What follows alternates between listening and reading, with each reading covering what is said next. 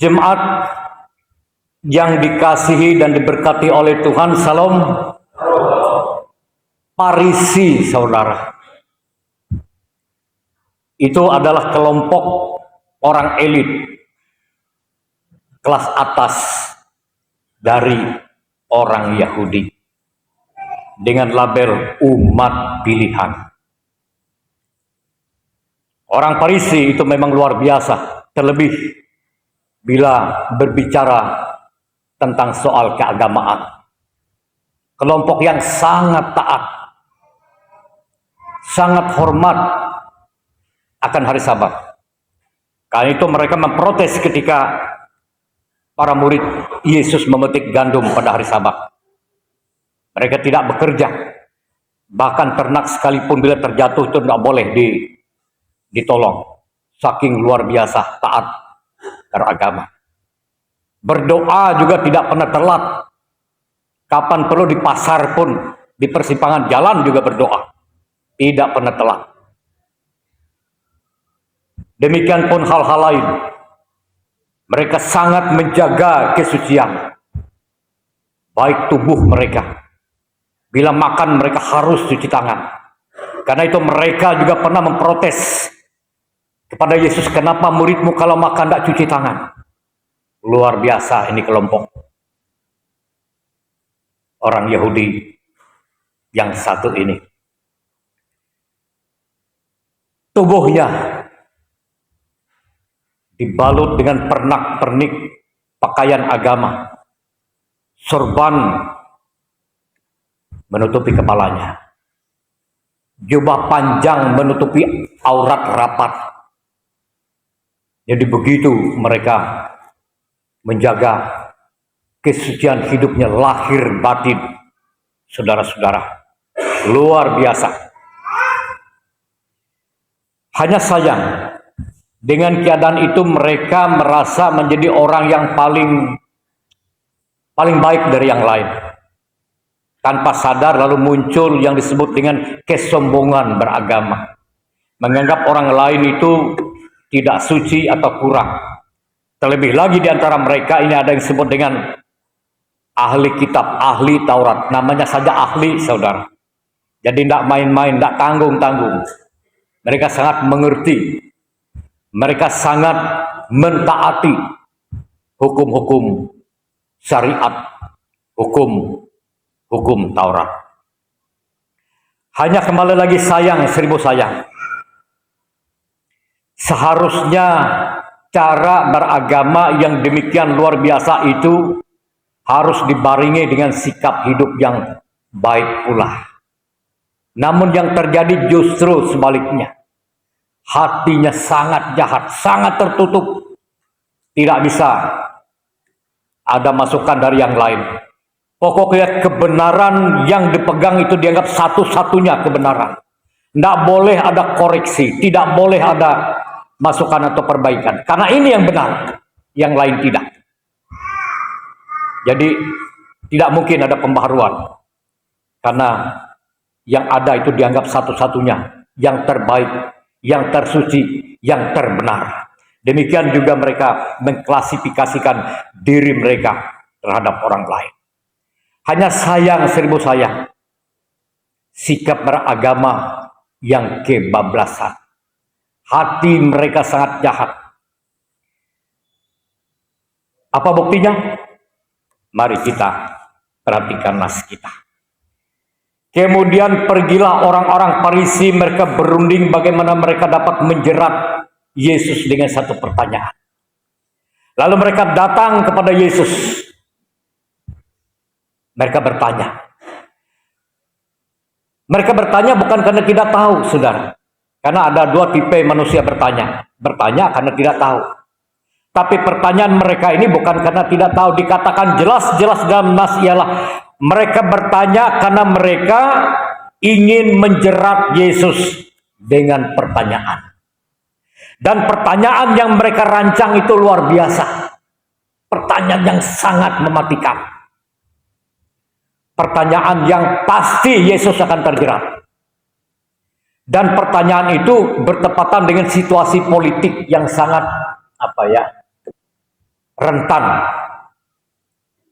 Artinya tidak boleh salah-salah. Kalau salah sedikit, salah ngomong, salah jawab, itu dianggap mungkin pelecehan agama atau apalagi ya setingkat itu. Jadi bayangkan nanti kalau mereka bertanya pada Yesus, kalau jawabannya salah, ibarat buah si malakama, dijawab boleh, juga ada risikonya. Dijawab tidak boleh, juga pasti kena. Jadi mereka demikian merancang pertanyaan yang luar biasa. Pertanyaan mereka berkaitan dengan masalah sosial, juga menyangkut masalah politik. Mereka menyuruh murid-murid mereka bersama-sama orang-orang Herodian, sertanya bertanya kepada guru kepadanya. Coba perhatikan kenapa mereka disebut orang yang beragamanya luar biasa, label agamanya luar biasa, tapi cara beragamanya yang kebablasan. Perhatikan yang pertama. Mereka datang, mereka sangat ramah, mereka sangat sopan, saudara. Perhatikan pertanyaan mereka. Guru, kami tahu engkau adalah seorang yang jujur. Dan dengan jujur mengajar jalan Allah, dan engkau tidak takut kepada siapapun, sebab engkau tidak mencari muka, menyanjung. Engkau tidak cari muka, engkau luar biasa, engkau pengajar. Kan luar biasa. Sangat hormat, sangat menyanjung. Tapi di balik itu, lalu ajukan satu pertanyaan. Nah, ini dia. Kena dia.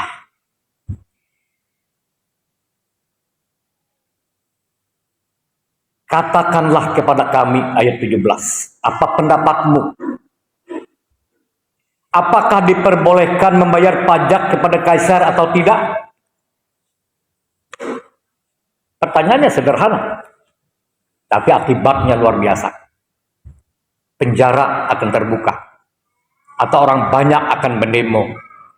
Coba perhatikan ini. Seandainya Yesus menjawab, iya, kita wajib membayar pajak, orang Yahudi akan demo. Kenapa? Karena Yesus dianggap sebagai pengkhianat. Karena waktu itu situasi mereka dijajah oleh kerajaan Romawi saat itu. Saat pertanyaan itu diajukan. Jadi dapat kita bayangkan. Berarti dia ini membela penjajah. Karena dia mengiyakan membayar pajak. Jelas itu alasan. Data. Ibarat ada handphone itu akan direkam suaranya. Ah, ini bukti. Perlu di demo dia ini. Dia ini ternyata pro kepada penjajah. Lalu sebaliknya ibarat Yesus menjawab, tidak wajib membayar pajak. Kira-kira saudara tahu apa yang terjadi? Mereka akan melapor kepada pemerintah penjajah Romawi. Ini dia, ini buktinya. Ibaratkan ada handphone, ini suaranya. Dia ini apa ini pembela apa ini namanya? Berarti dia tidak taat. Dia ini pemberontak. Karena dia mengatakan atau menjawab bahwa tidak wajib membayar pajak. Hanya lihat saudara, hikmat Allah, kuasa Allah yang ada pada Yesus. Kebijaksanaan yang luar biasa. Yesus, Allah, personifikasi Allah itu sendiri. Lihat bagaimana cara kebijaksanaan. Mereka menganggap bahwa pertanyaan mereka yang mereka ajukan itu sudah selesai dia. Tapi berperkara dengan Allah, saudara, tidak sederhana yang dipikirkan oleh manusia. Dan setiap orang yang memiliki hikmat Allah, mereka akan bijaksana dalam hidupnya. Mereka akan dapat mengatasi masalah hidupnya. Mereka akan keluar dari segala apa-apa saja yang akan menjerat mereka. Amin. Jadi ini penting. Lihat Yesus.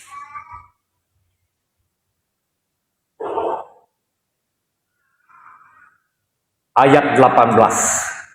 Mulai Yesus menelanjangi mereka.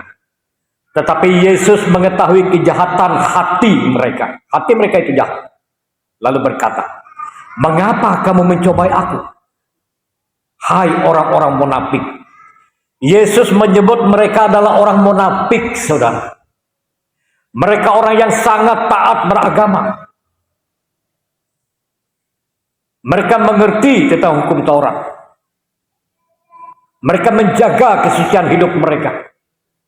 Mereka tahu persis mana arti yang haram dan halal. Tentu yang haram, makanan tentang apapun yang berkuku belah dan seterusnya, mereka tidak akan memakannya. Bayangkan, pakaiannya juga begitu, ketaatan, doanya, ibadahnya juga begitu. Tapi Yesus mengatakan, kamu orang munafik, hatinya jahat, pura-pura baik, dan pikirannya hanya sekedar untuk menjatuhkan orang. Lalu Yesus mengatakan pada ayat yang ke-19, tunjukkanlah kepadaku mata uang untuk pajak itu. Mereka membawa 1 dinar kepadanya. Mereka tidak ngerti ada apa ini. Lalu Yesus bertanya kepada mereka, gambar dan tulisan siapakah ini?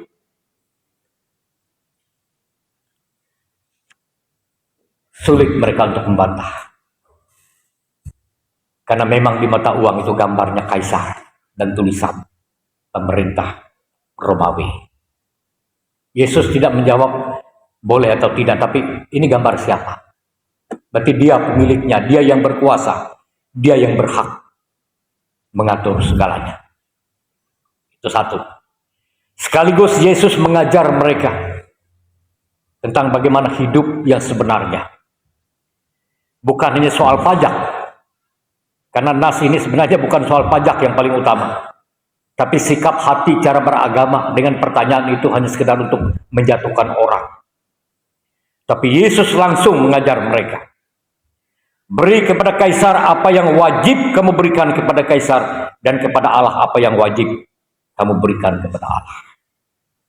Beragama, tapi tidak ada yang dapat diberikan kepada Allah. Tidak ada karya apa-apa. Apa artinya beragama? Saudara-saudara yang dikasihi dan diberkati oleh Tuhan, mendengar hal itu, heranlah mereka dan meninggalkan Yesus lalu pergi. Orang-orang jahat akan dipermalukan, akan direndahkan pada saatnya. Tapi orang-orang benar pasti akan ditinggikan oleh Allah.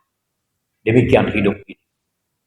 Saya percaya bahwa hidup mereka, orang-orang Farisi ini tidak pernah tenteram, tidak pernah damai, tidak pernah ada sukacita. Kenapa? Karena hatinya tidak suci. Saudara-saudara, kita rindu bahwa hidup ini, hidup yang diberkati, hidup yang semakin damai sejahtera. Amin. Amin. Tapi orang-orang Farisi ini pasti tidak ada damai sejahtera, karena hatinya kotor, hatinya jahat. Satu hal yang paling indah melalui firman Tuhan, bagaimana caranya supaya kita boleh berbahagia dalam hidup ini. Nah ini saudara, dalam Injil Matius pasal 5 ayat 8, berbahagialah orang yang suci hatinya, karena mereka akan melihat Allah. Orang-orang Farisi itu, walaupun menganggap dirinya suci, namun mereka tidak akan pernah melihat Allah. Orang-orang di dunia ini apapun kebanggaannya, membanggakan agamanya, sepanjang hatinya tidak suci, ia tidak akan pernah mengenal atau melihat Allah yang benar. Karena itu saudara-saudara, jagalah hati kita, biar hati kita suci, supaya kita menjadi orang yang berbahagia.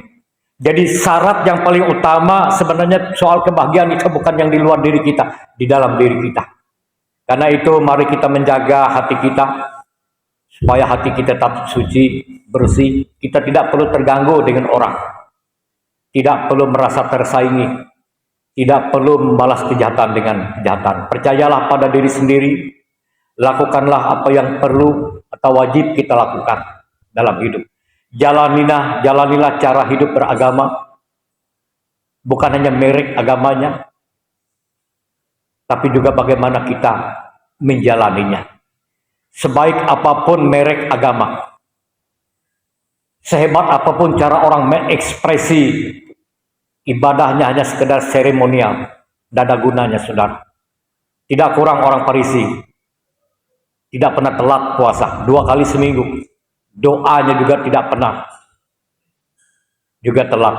Kapan perlu kalau sudah sampai waktunya, yaitu tadi kita dapat baca dalam Alkitab, di pasar pun mereka akan berdoa.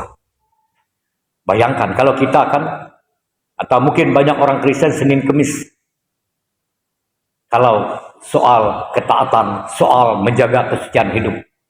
Namun yang jauh lebih penting daripada itu, saudara, mulailah dari hati yang suci. Berbahagialah orang yang suci hatinya, karena mereka akan melihat Allah. Biarlah kita juga rindu untuk melihat Allah. Melihat Allah dalam karyanya dalam hidup kita. Dan cara hidup kita sebagaimana Allah kehendaki. Dapat kita lakukan dengan baik. Bila yang pertama-tama kita memiliki hati yang suci. Karena orang yang suci hatinya, mereka akan melihat Allah. Amin.